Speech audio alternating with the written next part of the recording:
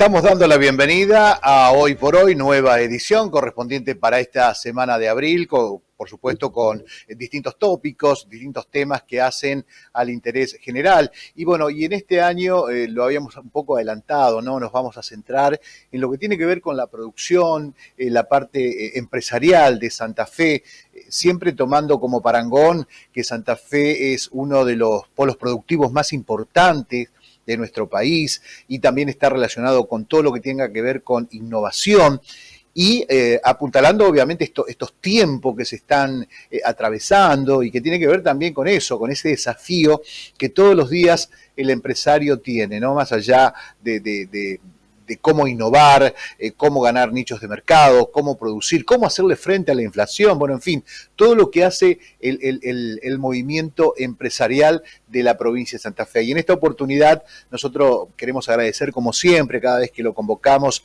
allí está presente el señor Román Guajardo, el cual le damos la bienvenida y que integra también lo que es la Federación Industriales Santafesina. Román, es un gusto recibirte, en todo nombre de la producción, agradecerte como siempre por estar allí, siempre te haces un tiempito para atendernos y también obviamente para entender, ¿no?, cuál es un poco el cuadro de situación en estos primeros 3 meses del empresario santafesino, del pequeño, mediano, de aquel que le pone también el pecho a la producción todos los días, ¿no? Porque es muchas veces un juego de ajedrez, ir armando pieza por pieza, dónde se pone, dónde se lleva en este país, que por ahí tiene sus bemoles, ¿no?, en lo que es toda la parte económica. ¿Qué tal, Román? Bienvenido, un gusto.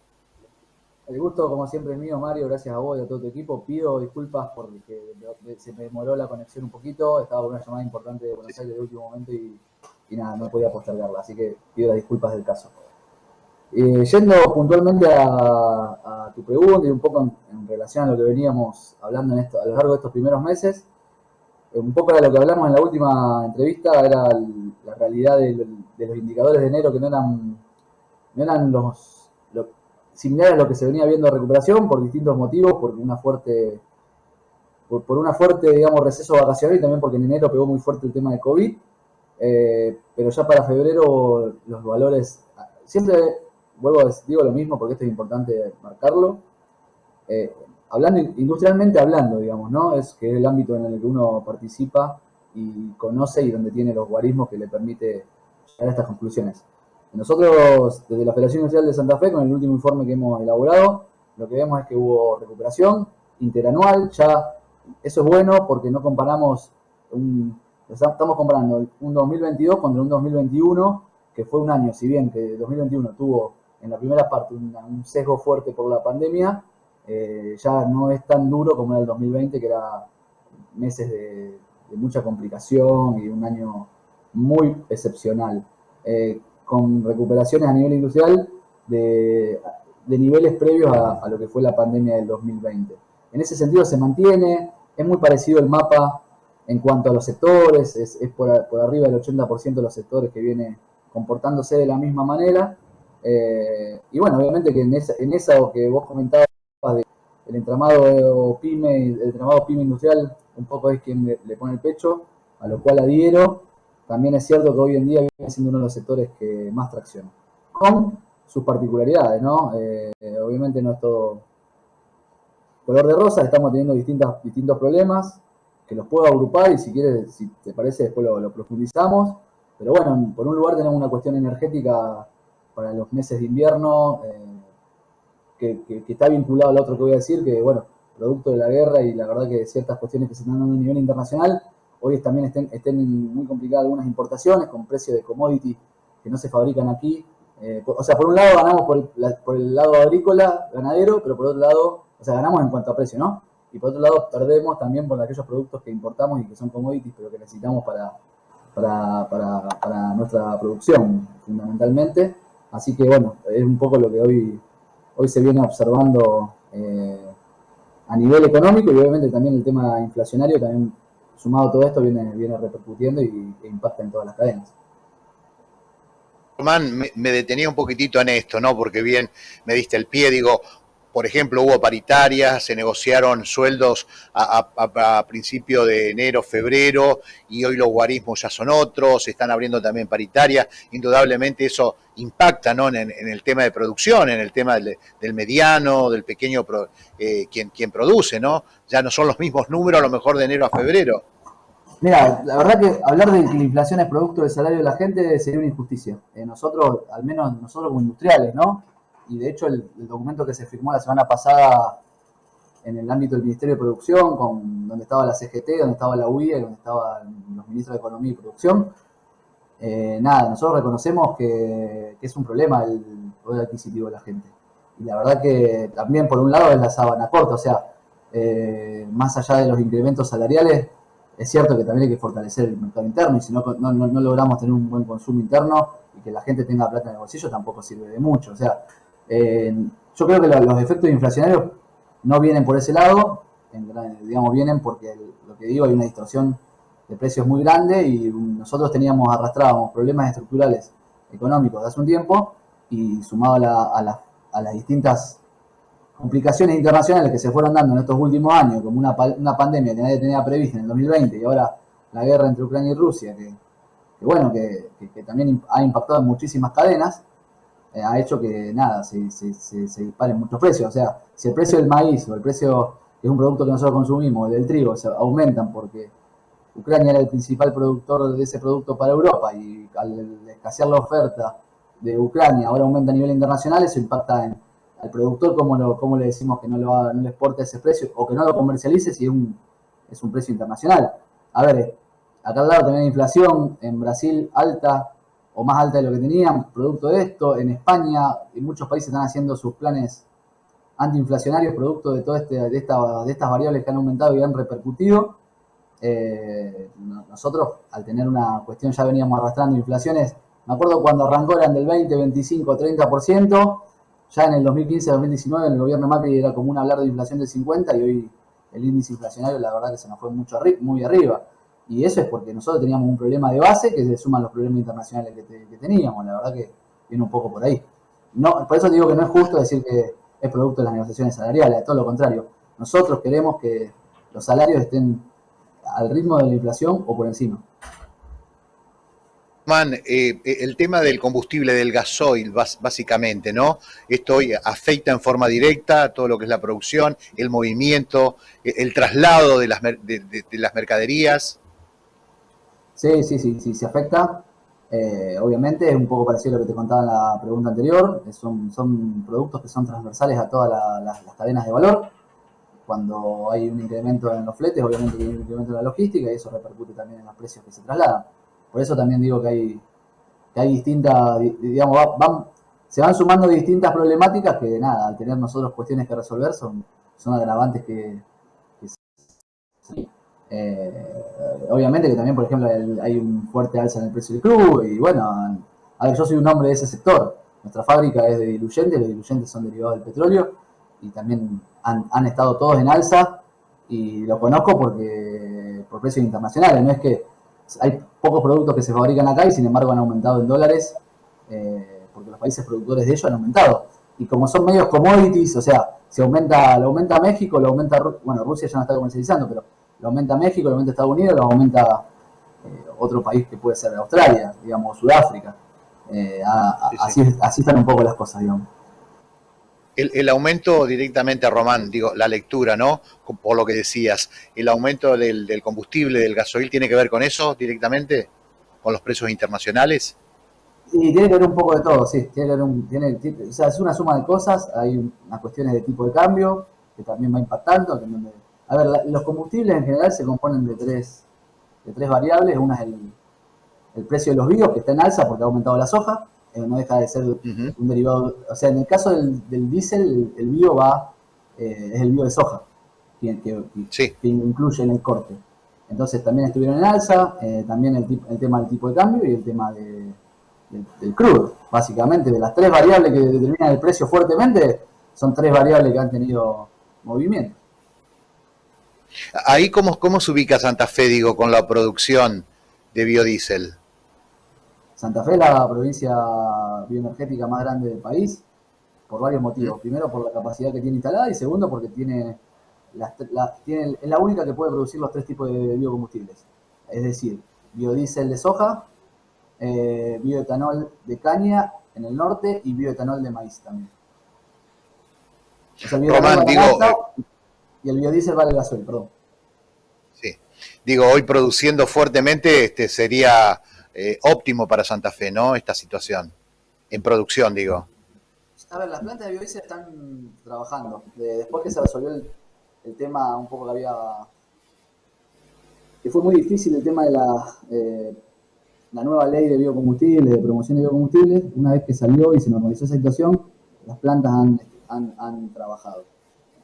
Puntualmente con lo que estamos hablando ahora, hará cosa no recuerdo bien, porque ya con los tiempos pasa todo tan rápido que uno se pierde, pero para decirte, 10, 15 días atrás, cuando arrancó este conflicto, el gobierno de Santa Fe a través de la Secretaría de Industria, presentó un pedido de ampliación del corte para subsanar la falta de gasoil que puede haber, porque tranquilamente podríamos, con biodiesel, aumentar en litros la capacidad del gasoil.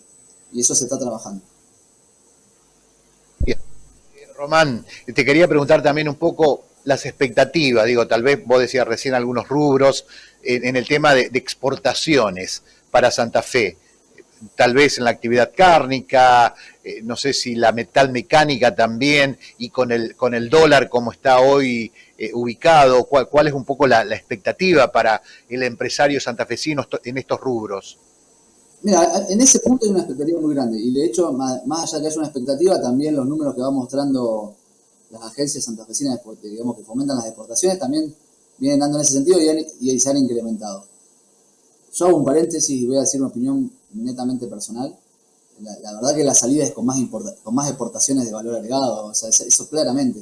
Venimos trabajando mucho en ese sentido, pero para que eso se dé y que nuestro país y nuestra región puedan exportar más productos industrializados con valor agregado, obviamente que deben sostenerse las políticas durante un largo tiempo. Entonces, porque uno cuando le cambian las variables, no, la verdad que desarrollar un mercado de un bien de este tipo lleva mucho tiempo, ¿no? En realidad de un bien de cualquier tipo, pero cuanto más complejo es el bien, lleva más tiempo generar el cliente, mantenerlo, sostenerlo, para que después por alguna variable que cambie, como el tipo de cambio o cualquier otro tipo de cuestión o restricción que podamos tener, se termine perdiendo. Entonces, realmente yo creo que sí, el problema nosotros tenemos un problema que es el famoso estrangulamiento externo. ¿De qué se trata?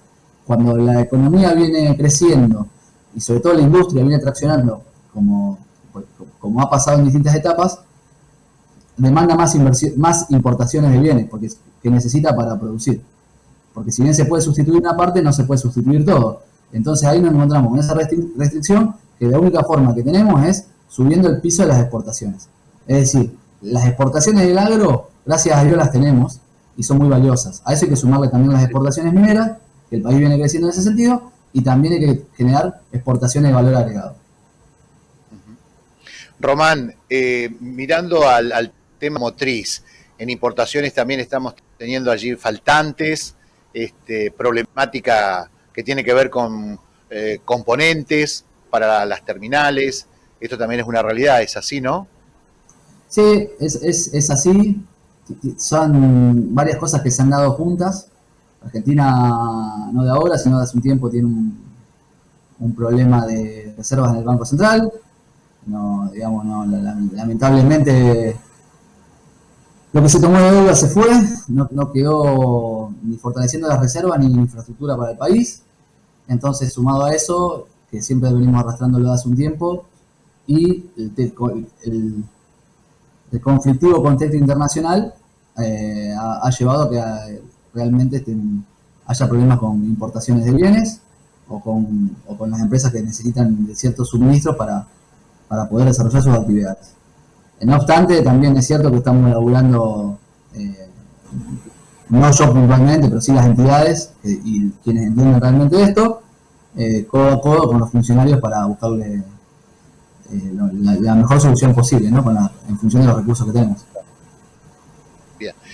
Viniendo a Santa Fe y un poco en el tema de las capacitaciones y en la propuesta, ¿no? Creo que en Rafael, en Esperanza, se inauguró un centro tecnológico y también la última charla que habíamos tenido contigo, el proyecto de 500 empresas biotecnológicas proyectadas, digo, a futuro, creo que con Bioceres y la provincia de Santa Fe. Esto sigue avanzando, está también como potable, digo, ¿no? Teniendo una mirada a largo plazo, tal vez, para nuestra provincia. Te escuché un poco cortado, pero creo que escuché todo, Mario. Cualquier cosa, si no respondo algo, me avisas. Yendo puntualmente al Santa Fe 500, si viene avanzando normalmente, obviamente que también hay que darle tiempo. O sea, las 500 empresas está pensado en 10 años. Así que, bueno, hay muchas empresas que han primereado, digamos, porque ya tenían el proyecto un poco avanzado, entonces están trabajando en eso. Obviamente que esperamos que haya resultados próximamente. Y en eso somos muy optimistas. No sé si serán después 500, pero ya hacer el intento de 500 es ambicioso, con que deje un gran número de empresas nuevas de ese potencial que aportan muchísima ciencia y tecnología y muchísimo valor, sin duda que estaremos hablando de una mejor Santa Fe. Y aparte, lo bueno que es una articulación, como bien vos dijiste, público-privado. Respecto a lo de Esperanza, sí, perdón. Sí, me quería detener en esta de las 500 para contarles un poco a la gente que nos está acompañando. Digo, ¿cuál es la perspectiva para los jóvenes, para los estudiantes? De pronto digo, para las universidades o las escuelas técnicas. ¿Esto se va a hacer hincapié también allí en capacitaciones? Mirá, ¿cuál es la perspectiva para los jóvenes? En esto aprovecho y voy a también dar una opinión que tengo al respecto. Yo no coincido con que Argentina es un país de cuarta para ser bueno, porque muchas veces se escuchan en los medios de comunicación o en las redes, se leen comentarios mucho peores de gente que es joven. Ayer fue el Día del Investigador Científico.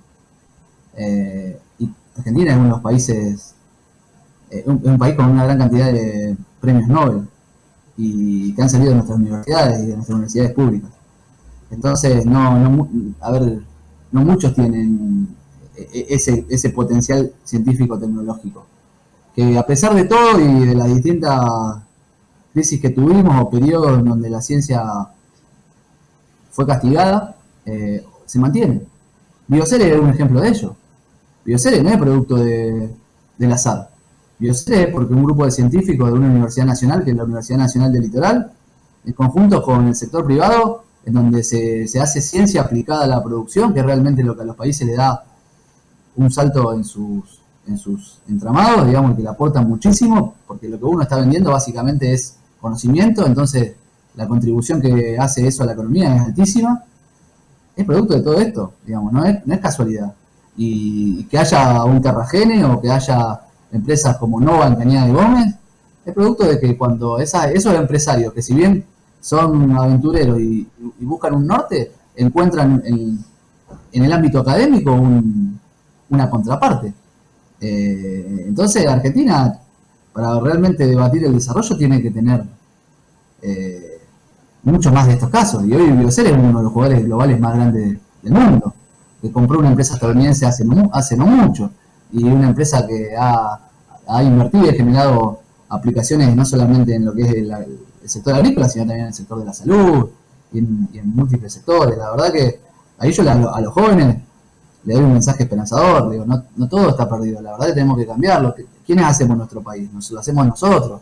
Cada uno puede aportar de cada lugar. En mi caso a mí me gusta aportar en las entidades vinculadas a la industria, porque soy un apasionado de la causa, pero uno puede aportar en un club, en un hospital, en los bomberos, puede contribuir con una iniciativa que tenga privada. Hay miles de formas y la verdad que esto lo hacemos entre todos. Así que yo en ese sentido, para la juventud siempre soy uno de los que levanta la bandera de que hay que quedarse y tratar de pelearla todos juntos, porque si no, ¿qué país dejamos, no? Bien. Román, te había cortado justo cuando ibas a comenzar a hablar del Centro Tecnológico de Esperanza, creo que es, ¿no? En Esperanza allí también para seguir desarrollando. Sí, yo, bueno, no pude asistir a ese evento, me habían invitado porque el presidente de FIF es justamente de Esperanza. Víctor Sarmiento. Yo estaba justo en un compromiso de viaje en San Juan, me encontraba. Y nada, una iniciativa muy linda que obviamente habla también de lo que le mete en ese caso el Centro Industrial de Esperanza, pero Rafaela tiene lo suyo, las parejas tienen lo suyo, Cañada de Gómez. Y nosotros ahí te voy un poco a lo local. Si bien somos más nuevos y nuestra unión viene trabajando también en varios temas, sin duda que nosotros también nos gusta un poco imitar esos lindos ejemplos y soñamos algún día con tener también algo así en nuestra querida ciudad de Roldán. En Roldán, obviamente, para los proyectos, ¿no? Digo, proyectos para el próximo año o este tiempo también, para allí, para Roldán. Bien, en Roldán, como te decía, la Unión viene trabajando muy fuertemente. Justamente esta semana tenemos reunión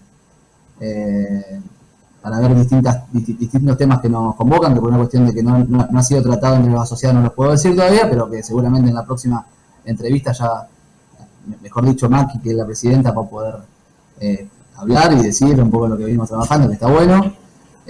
Así que se viene trabajando en muchos proyectos y bueno, nada, metiéndole muy fuerte y también convencido de que la política industrial se hace en los distintos niveles. Con esto vamos que para que lo que hablamos en el punto anterior, si Esperanza tiene ese centro tecnológico, Rafaela, Las Parejas, Cañada de Gómez, todas las ciudades que mencioné, que nos llenan de orgullo como santafesinos, pero también nos generan un poquito de celos como roldanense, es porque hay un Estado municipal que también acompaña muy fuertemente a esas gestiones para que haya desarrollo industrial. La mejor forma de hacer política industrial es acompañando desde la gestión y acompañando también con recursos que muchas veces no son para los industriales, porque en realidad todos esos centros tecnológicos son para la población. Todo ese beneficio queda para el entramado local, o sea que genera más puestos de trabajo, que generan nuevas habilidades entre sus jóvenes y nuevas destrezas y va formando cada vez más recursos. O sea, viene por ese lado y por eso nosotros entendemos y acompañamos al Estado municipal, esté quien esté, para que este tipo de iniciativas y este tipo de proyectos lleguen a una ciudad como la nuestra. Perfecto. Román, volviendo un poquito también a lo que habíamos hablado antes con el tema de la producción y el tema del gas. La semana pasada vimos al presidente firmando con el presidente de Bolivia este acuerdo para el gas domiciliario, ¿no? Digo, para el gas de producción, de empresario, lo que ustedes manejan, ¿estará garantizado en este tiempo, en este invierno, para la producción? Mira, nosotros en Roldán puntualmente tenemos una industria que participa muy activamente de la Comisión de Energía de FISFE, que es Sebastián Pucciarello, que es titular de Rosario Bioenergy y además es secretario de la UNEMPIR. Y Sebastián ha trasladado al resto de los miembros de la Unión las preocupaciones que hubo y las gestiones que se hicieron adelante. En principio se está trabajando para subsanar, va a ser uno de los puntos, y ahí sí en eso puedo adelantarlo porque la verdad que es algo público, de los que vamos a estar trabajando en estos días con la Unión. Pero nada, si les parece profundizar, también es cierto que Sebastián es una persona muy capaz y muy formada, y que también es cierto que esto va cambiando un poco día a día porque están trabajando. En lo que el temor del faltante es real, la situación energética es muy crítica, así que dependemos de esas importaciones que demandan más dólares también, ¿no? También eso es cierto, hay que decirlo, en una escasez de dólares y de reservas, pero bueno, también es cierto que vamos a afectar a los usuarios residenciales, pero en realidad no tanto los residenciales, sino digamos, los que son no residenciales, que van al no regulado, que era donde más preocupación había, y frenar la producción con la necesidad de generar riqueza que hay era difícil. Así que las entidades estuvieron trabajando muy fuerte en ese tema, y FIFE puntualmente también, para asegurar la provisión y que se pueda seguir laburando a un ritmo acorde a la actualidad que se nos impone frente, digamos, ¿no? Bien. Román, próxima actividad que tengan previsto para este tiempo, próximas reuniones, encuentros. Bueno, mira, tenemos, la verdad que al ser varias entidades de nivel nacional, provincial y la nuestra local, tenemos distintas actividades, la que te decía a nivel local, una reunión interna nuestra, que tiene que ver con distintos objetivos que tenemos trazados para este año.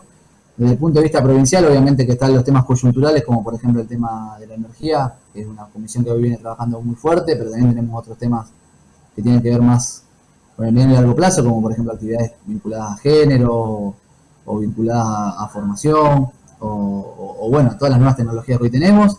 Y desde el punto de vista nacional también son muchísimas actividades y en distintos ámbitos que venimos trabajando, ¿no? De comercio exterior, medio ambiente, tecnología, bueno, la verdad que son múltiples temas y todo es necesario para seguir formándonos nosotros o bien nuestros trabajadores, porque en definitiva esto se trata de un ganar-ganar. Bien. Román, yo quiero nuevamente agradecerte por este tiempo. Hemos charlado de todo que tiene que ver justamente con la producción y destacar nuevamente, como hacía en la editorial cuando comencé, esa impronta, ¿no?, que tiene el empresario, el pequeño, el pyme santafesino, de poder justamente producir e innovar y estar atento, más allá de las adversidades, pero estar atentos obviamente a lo que ayorna el mundo, ¿no?, a lo que demanda el mundo, que de eso se trata también. Por eso, en tu persona, bueno, agradecer como siempre esta predisposición para charlar con nosotros y llevar un poco de actualidad. No, el agradecimiento es mío y siempre es permanente. Y bueno, nada, yo siempre voy a estar dispuesto a hablar de estos temas que son tan lindos y que obviamente nos exceden a nosotros como industriales, porque en definitiva lo que estamos buscando siempre es el camino del desarrollo. Y puntualmente yendo a lo que vos hablabas, nosotros como industriales y como pymes y como emprendedores y como innovadores, lo que vemos en nuestras fábricas de puertas para adentro no tiene nada que envidiarle a otra fábrica en otro lugar del mundo. Lo que muchas veces tenemos que trabajar un poco en la estructura para poder solucionar aquellas cosas que nos hacen perder oportunidades. Así que ese es el desafío, y a seguirle metiendo articuladamente con el sector público, con el sector privado, con el sector científico-tecnológico, que obviamente eso va a terminar en un beneficio sobre todo para la población. Hay algo que aprendimos una vez que tuvimos, y justo pasé el otro día por Sunchales, que salió en todos lados, que el Instituto de Diálogo Interreligioso creó un templo que es, perdón si no está bien el término que uso, pero es de múltiples religiones, ¿no? Es la religión judía, la religión musulmana y la religión católica. Y nosotros, a través de UBIA, nos hemos juntado varias veces con el IDI, Instituto de Diálogo Interreligioso, y aprendí algo muy interesante que me gustaría poder compartirlo, en donde ellos, vos decís, ¿cómo se pueden poner de acuerdo tres religiones? Estamos hablando que las religiones fueron motivos de guerras que han marcado la historia de la humanidad, fundamentalmente, ¿no? Las principales guerras y cambios históricos se han dado por guerras religiosas o por motivos religiosos. Y sin embargo, el IDI lo que busca no es cambiar que el musulmán sea más católico o que el judío sea más católico o viceversa. Lo que busca es trabajar en los puntos en común y ver cómo potenciar, en definitiva, esos puntos en común. No gastar energía en las disidencias. Y yo creo que si eso lo llevamos a las clases dirigenciales, y nosotros todos trabajamos en nuestras coincidencias y dejamos de lado pelearnos de los 10 puntos que tenemos, los 8, en vez de focalizarnos en los 6 o 7 que tenemos a favor, nos centramos en los 3 o 4 que tenemos en contra, la verdad que terminamos perdiendo más de lo que terminamos ganando. Así que bueno, creo que por ahí es el camino. Guajardo, agradecerte incansablemente. Vamos a estar charlando a lo largo del año. Toda la suerte para todos los empresarios. Gracias, y lo mismo para ustedes. Bien. La palabra allí de Román Guajardo, hablando a través de FIFA y también de todo lo que es los empresarios correspondientes para la ciudad de Roldán, ¿no? El parque industrial de Roldán. Bueno, hablando de las fortalezas, de las debilidades, situación, panorama, costo, realidad, ¿no?, que tiene que ver también con esta inflación que atraviesa nuestro país y la situación del mundo, que también hace desestabilizar algunos sectores. Otro lo busca posicionar en un lugar tal vez privilegiado, como lo decía recién Román, con el biocombustible, ¿no? Santa Fe es la pionera, es la principal productora de bioenergías, ¿no? Que es hoy lo que está temblando nuestro país y el mundo también, ¿no? Entonces, allí está ese desafío para los empresarios santafesinos. Nosotros le vamos a proponer la pausa y tras la pausa vamos a hablar de educación. ¿Qué pasa en la escuela pública? ¿Qué es lo que necesita la escuela pública? ¿Por qué todos últimamente estamos apuntando únicamente a la escuela pública? En instante vamos a dialogar con docentes que nos acompañan en Hoy por Hoy. Pausa y seguimos con más.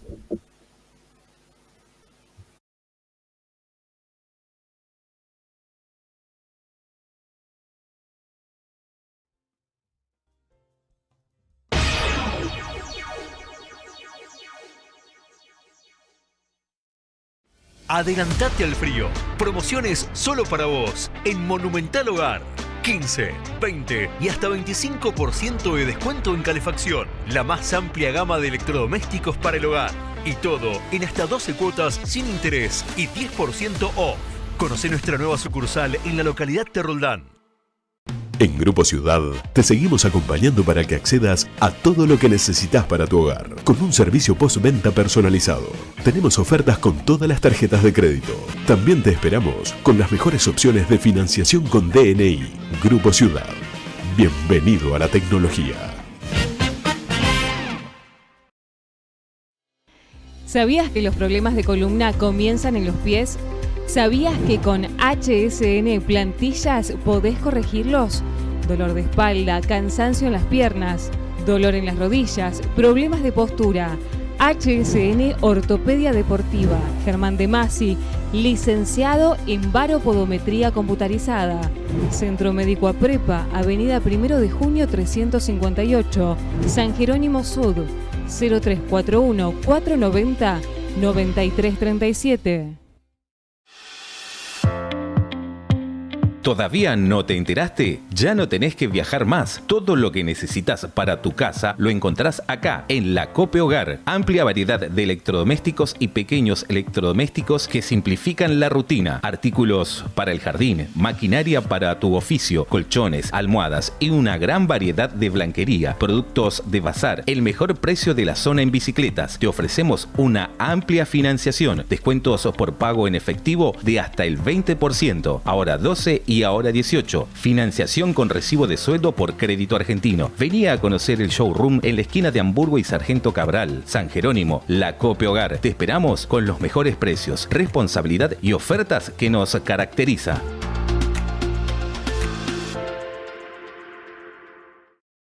Renova tu casa, patio o jardín. Geostone, fábrica de losetas térmicas para piletas. Toda la línea 4040 y 5050. Travertino o solarium. Lomo ballena, borde L, esquineros, arcos romanos. Geostone, Avenida Santa Fe, 916, Cañada de Gómez. Celular 3471 673313. Chacra, San Jerónimo, agua, luz, gas, cloacas, cordón cuneta, ubicación estratégica. El mejor lugar para vivir. Ahora en Super Oronio podés pagar con billetera Santa Fe desde la app Plus Pagos. Aprovecha un 30% de reintegro con 5.000 pesos de tope mensual. Super Oronio, siempre cerca tuyo. Punto Holistify, un lugar donde podés realizar actividades para cultivar el cuerpo, la mente y el alma. Los miércoles, Reiki, reflexología, péndulo hebreo. Los jueves, Senjatsu, flores de Bach. Y los viernes, Reiki, numerología, barra de access, charlas de autoayuda, constelaciones familiares. Y además, en nuestra tienda holística encontrás una extensa variedad en piedras naturales. Punto Holistify. Nos encontrás en San Martín 288, San Jerónimo Sur. La Segunda Seguros te trae soluciones para vos. Las soluciones digitales que te hacen todo más fácil, con las que podés contratar tu seguro online en pocos minutos. La Segunda Seguros. Combinamos lo mejor de la tecnología con lo mejor de las personas, porque lo primero sos vos.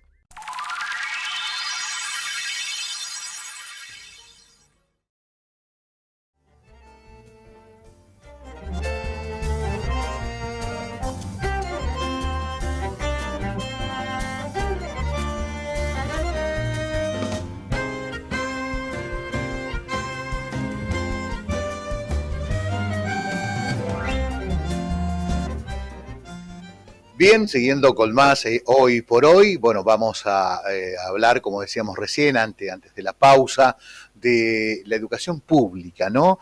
Este gran desafío que sigue teniendo nuestra sociedad y se ha dado ahora también los nuevos desafíos de la escuela pública post pandemia. Hoy escuchamos constantemente desde paritaria, desde infraestructura, desde lo pedagógico, desde poner una hora más, una hora menos, bueno, en fin, una forma holística que se viene dando, y hemos convocado a un gran amigo como es el profesor Ricardo Zelaya, quienes ellos también han estado llevando adelante con otros pedagogos relacionado con este tema, ¿no?, que nos involucra a toda la sociedad argentina, que es transversal también, y para poder un poco charlar y entender estos nuevos desafíos. Ricardo, es un honor, un gusto tenerte allí, bueno, y hablar de esto tan apasionante, ¿no?, que es la educación, que es la escuela pública, y este desafío post pandemia, ¿no?, que se ha dado. ¿Qué tal? Bienvenido, un gusto, Ricardo.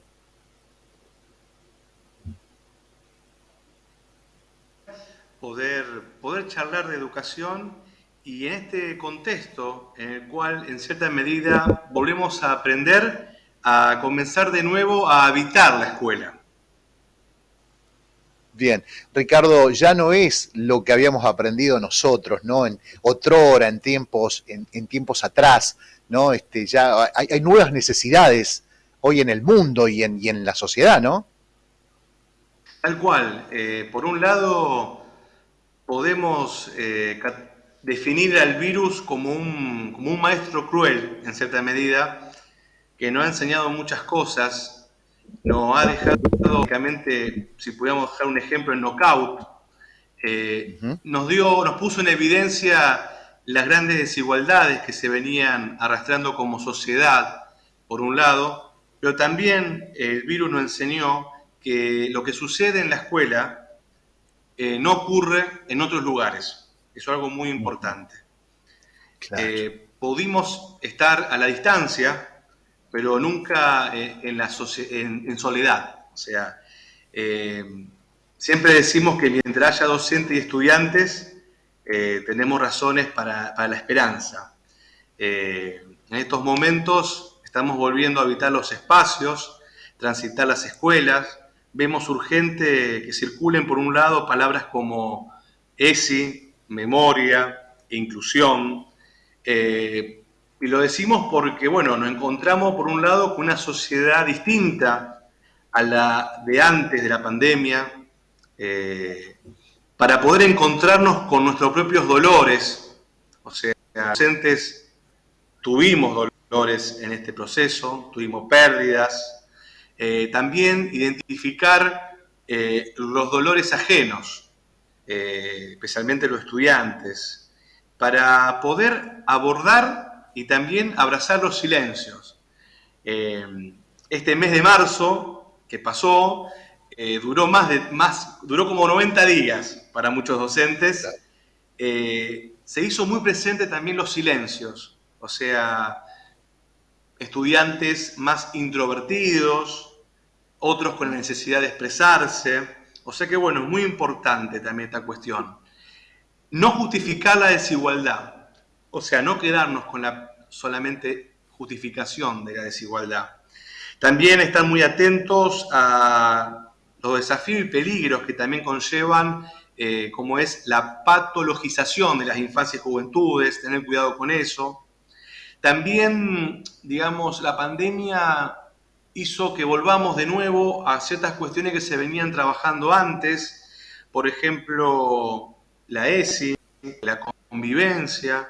Tuvimos también episodios de negacionismo frente al 24 de marzo, volver a respetar la singularidad de cada persona, de cada sujeto, tener mucho cuidado con los ataques que tiene la docencia, la cuestión de la mercantilización de la educación, también construir ciudadanía. En muchas escuelas se está volviendo a tener los centros de estudiantes, o sea, de nuevo volver a tener los centros de estudiantes.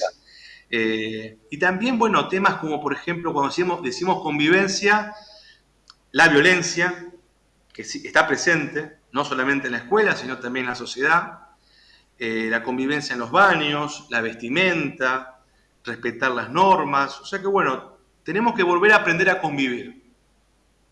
Bien. Ricardo, me quería detener, te escuchaba atentamente, ¿no? Y digo, en este proceso tan magnífico que es el de enseñanza-aprendizaje, que se da entre el docente y el estudiante, es una comunión en ese lugar tan supremo y soberano como es el aula. Digo, hoy en día, post pandemia, ¿cuál es la gana de enseñar de ese docente y cuál es la gana de aprender de ese estudiante? Por un lado, miro a ese docente que, bueno, es puesto en eje por el tema de paritaria, por el tema de infraestructura, calidad pedagógica, y por el otro lado miro yo a ese estudiante que nos dicen que el 80% de los chicos se aburren en la escuela porque los saberes los buscan en Google, es decir, no le interesa y buscan los saberes tal vez en las pantallas, en las redes. Digo, ¿cuál es la lectura que hoy se le puede dar a lo que yo estoy preguntando, ¿no? En eso, enseñanza, aprendizaje. La gana del docente de enseñar y la gana del estudiante de aprender. Bueno, muy buena pregunta, Mario. Complejo, ¿no? Bueno, por empezar, hacen falta docentes. O sea, quedó claro que las tecnologías solas, sin el docente que acompañe, el docente como andamiaje, el docente como alguien que posibilita. O sea, acá viene bien recuperar los aportes de Paulo Freire, o sea, la cuestión de que todos sabemos algo, todos desconocemos algo, por eso aprendemos siempre, juntos. Ha sido muy difícil mantener el vínculo con la tecnología este último año y medio, pero por empezar, los docentes tenemos un montón. A ver, la vuelta a la presencialidad nos da a los docentes, tenemos ganas de volver, tenemos ganas de estar en el aula, tenemos ganas de estar con los chicos, y en el caso de los estudiantes, por un lado, tenemos casos de, por ejemplo, en el secundario, tenemos siempre el peligro de la deserción escolar. Por eso es muy importante que toda esta iniciativa, todos estos valores, todas estas iniciativas tengan el acompañamiento del Estado, siempre. Que sea garante este derecho a la educación. Para cómo la secundaria es obligatoria, pero es obligatoria hace 15 años. Históricamente la secundaria fue un nivel de exclusión. Tenemos chicos que han dejado, o sea, tuvimos deserción. Pero también tenemos muchos chicos que vienen, que tienen ganas de charlar muchas veces. Tengamos en cuenta que a veces el docente termina siendo una de las pocas voces de un adulto responsable que le puede dar una opinión, le puede dar un consejo a ese joven que a lo mejor no lo encuentra afuera. También es muy importante en la adolescencia, cuando uno va conformando su identidad, sus gustos, sus valores. Por ejemplo, el hecho de que haya un docente y te pregunte con su nombre cómo andás, qué es tu vida. Porque bueno, el estudiante es más que una calificación. Lo que hay en pugna en la escuela son proyectos de vida. O sea que bueno, esto es muy importante. La calidad educativa, digo, el proyecto pedagógico que hoy tiene Argentina, Ricardo, ¿es bueno? ¿Es obsoleto? ¿Ha quedado desactualizado? ¿Hay que actualizar?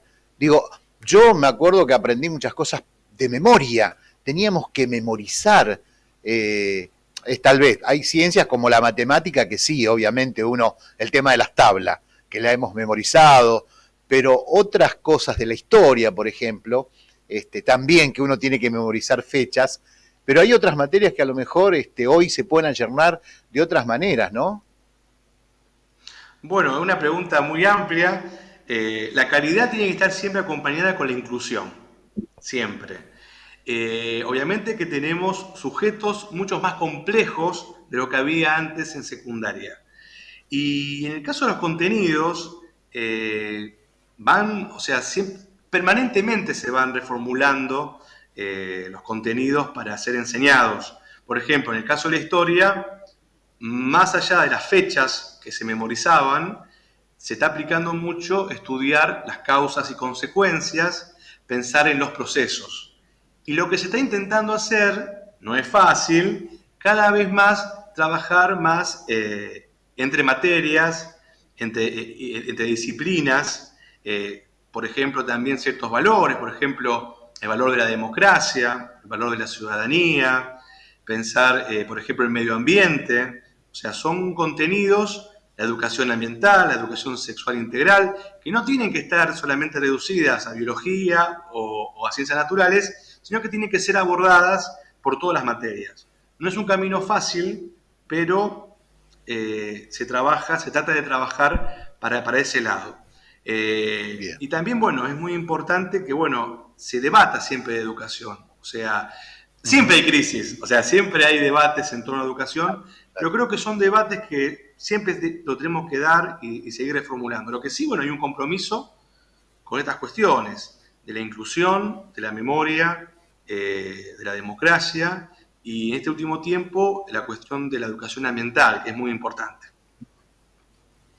Ricardo, se ha planteado la semana pasada una hora más de clases para las escuelas públicas primarias en nuestro país. Y estaba mirando, por ejemplo, en Colombia, tienen 200 días hábiles, suman 1000 horas. Chile tiene 184 días hábiles, suman 1157 horas. Y Argentina tiene 180 días de horas cátedras, significan 720. Digo, un poco analizando ese contexto y las comparaciones que son tediosas, un poco cuál es la mirada, ¿no?, en relación a una hora más de clases, a que los chicos estén más minutos, más tiempo en la escuela. ¿Cuál es un poco la apreciación? Bueno, hay varias cuestiones. Si la infraestructura acompaña, hay que tener en cuenta, hay muchas escuelas que no cuentan con la infraestructura necesaria. También hay que ver la cuestión, o sea, los docentes. Hay edificios que son compartidos por varias instituciones. Esto es una opinión personal, yo creo que es una intención, pero creo que es un proceso que su aplicación va a conllevar un tiempo, o sea, no es de un día para el otro. A ver, una cosa es lo posible y otra cosa es lo ideal. Lo ideal sería que en todas las escuelas haya jornada completa, por ejemplo. Pero bueno, sí. Veremos cómo es la aplicación. Además, tengamos en cuenta que en Argentina el sistema educativo lo administran las provincias. Entonces también veo que la aplicación va a ser muy dispar porque hay provincias con más recursos y provincias con menos recursos. O sea que eso lo veo como algo más largo de concretarlo.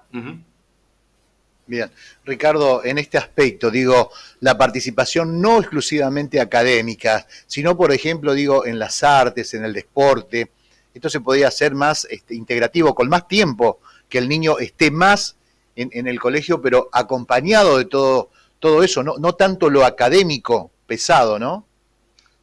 Y también hay cuestiones que hay que ver también, porque, por ejemplo, tiene que haber una vianda, tiene que haber una copa de leche, también pensar estas cuestiones también.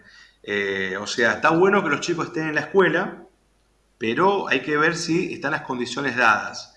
En muchos lugares hay jornadas completas, pero como decíamos recién, es todo un proceso. Y después también, en el caso de la primaria, yo soy más de secundaria, pero estaría bueno esta cuestión de ampliación de los lenguajes expresivos, sea el arte, sean talleres, o sea, tratar de habitar la escuela de otra manera, o sea, seguir habitándola de diversos modos.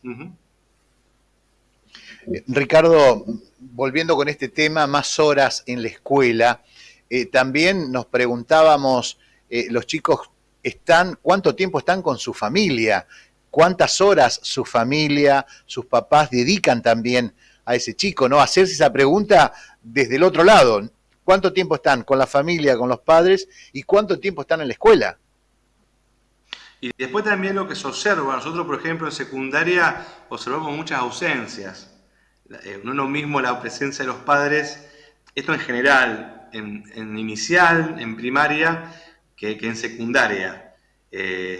Cambia mucho la dinámica y necesitamos las familias, porque cuando hablamos de comunidad educativa, la escuela no es solamente los docentes, la escuela también son los estudiantes, los directivos, las familias, o sea, la escuela como institución social, la comunidad, el barrio, o sea, es mucho más amplia.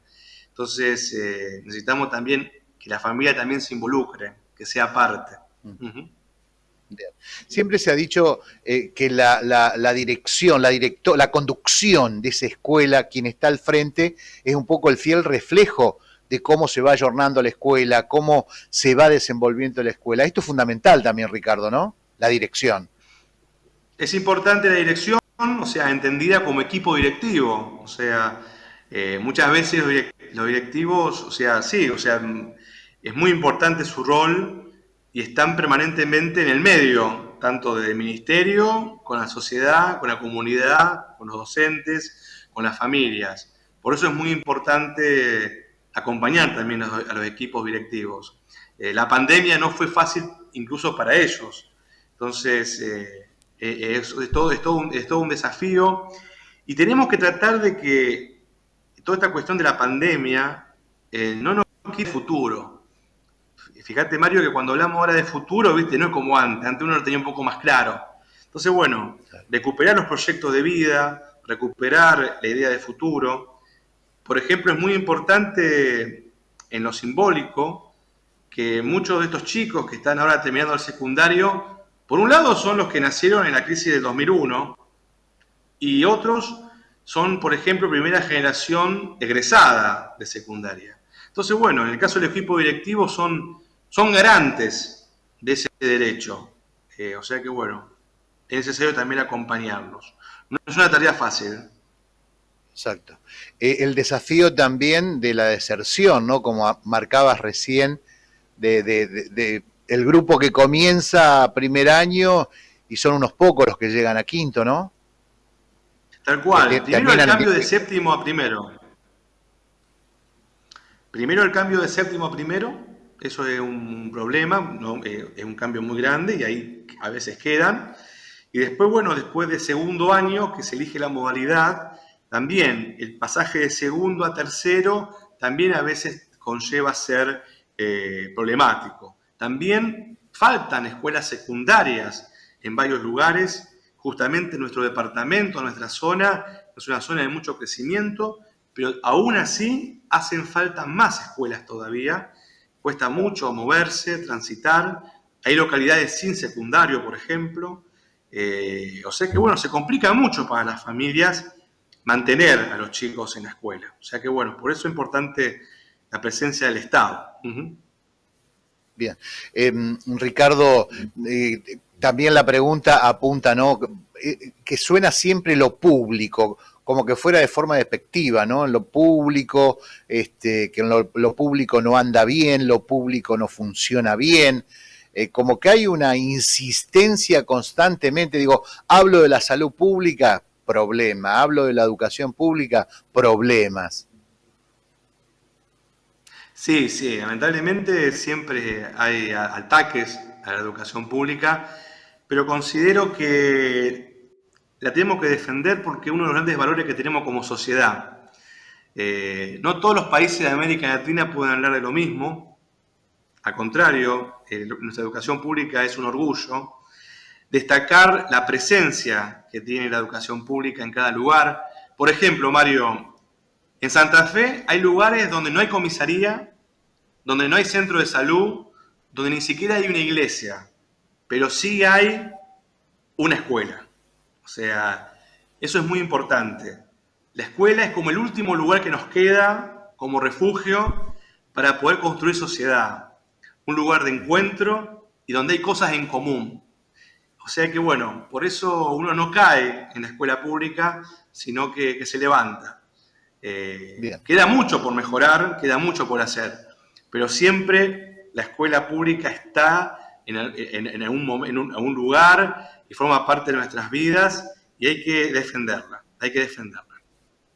Bien, yo digo que por eso este programa es importante, ¿no? Charlando contigo, visibilizando esta situación, no únicamente, está en el consciente de la gente, cuando hablamos de educación de algún conflicto, seguro paro, que los maestros hicieron paro, lo que primero la sociedad juzga, ¿no? Con el dedo, juzgamos con el dedo, sin ser parte de esa escuela, de integrar esa escuela.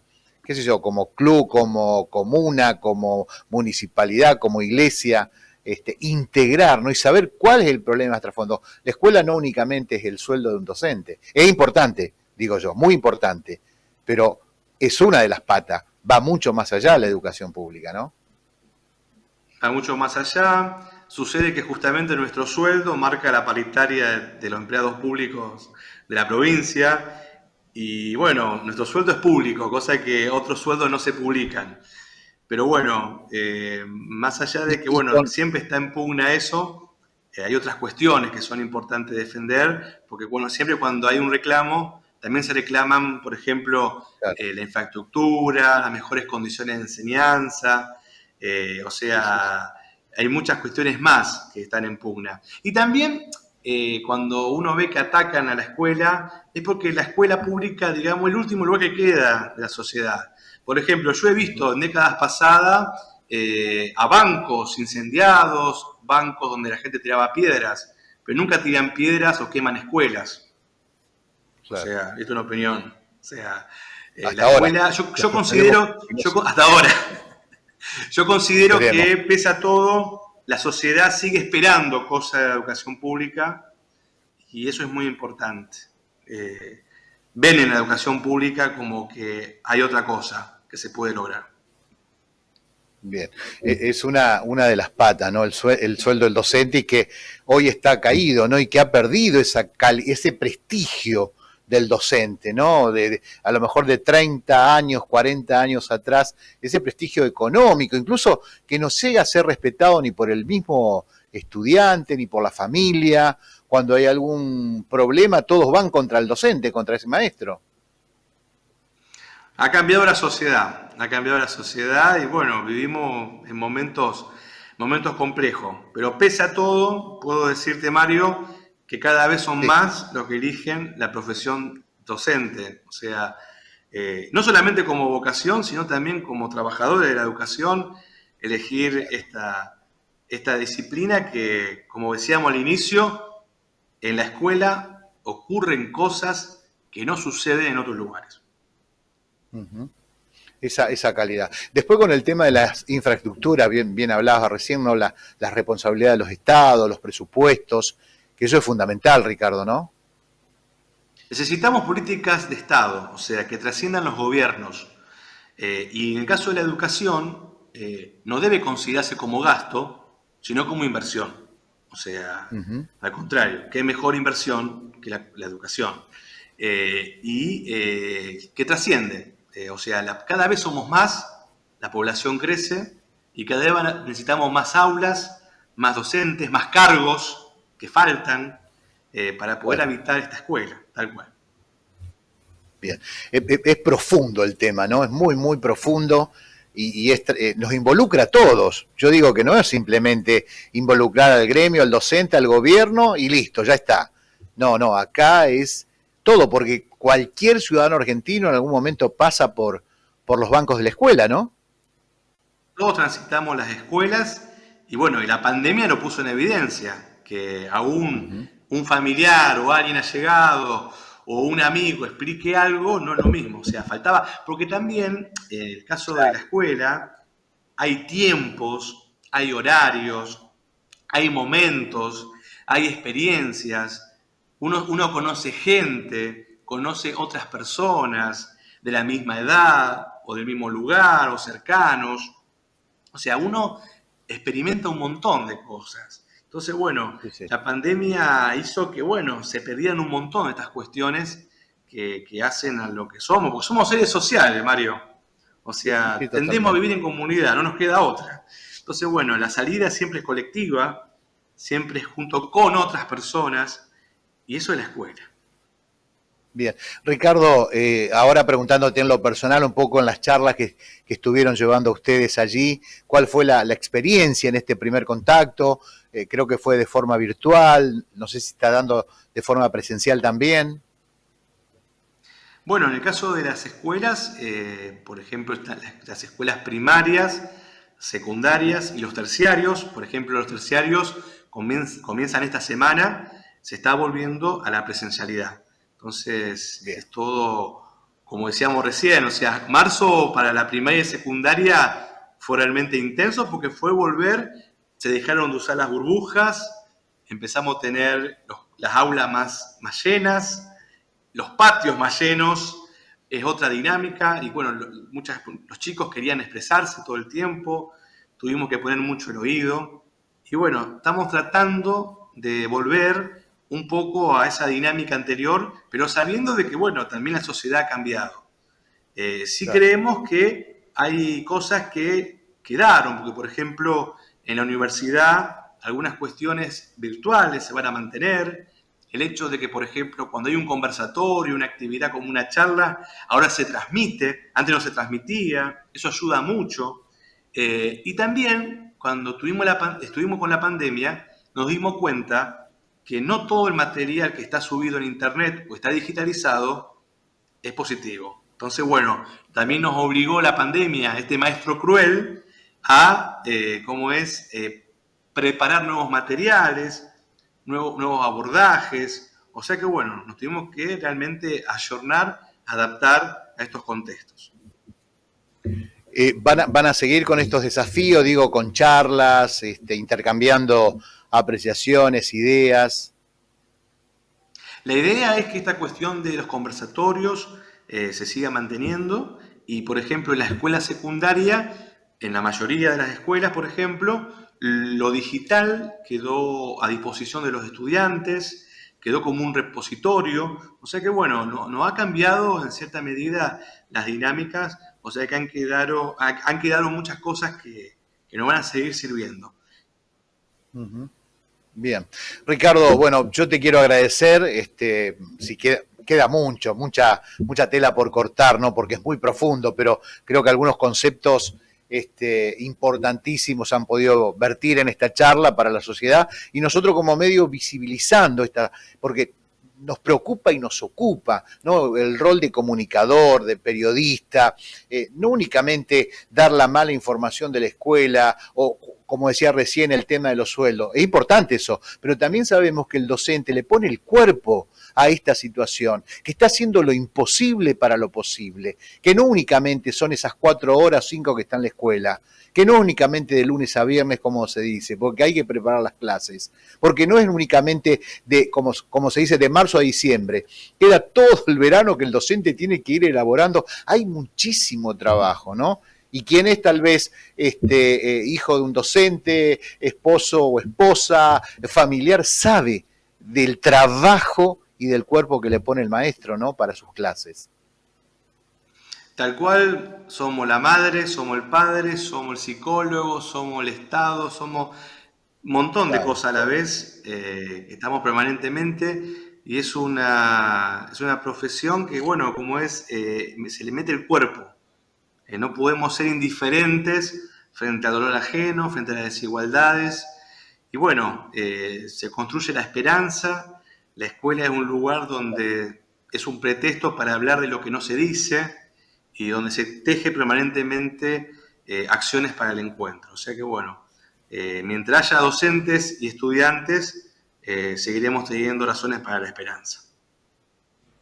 Ricardo, agradecerte nuevamente por tu tiempo. Un abrazo inmenso y gracias por la participación. Muchas gracias, Mario.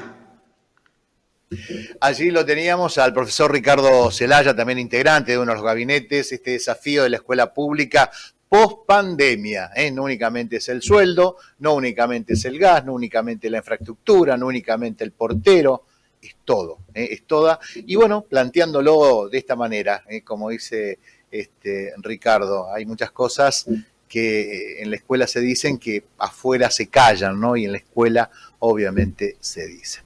Bueno, nosotros llegando al final de esta edición, agradecer a Bautista, a Mariano, allí con todo el apoyo logístico. Nosotros, como siempre, nos reencontramos el próximo miércoles con más Hoy por Hoy aquí en la pantalla de Canal 4 Regional. Por su atención, gracias y será hasta la semana próxima.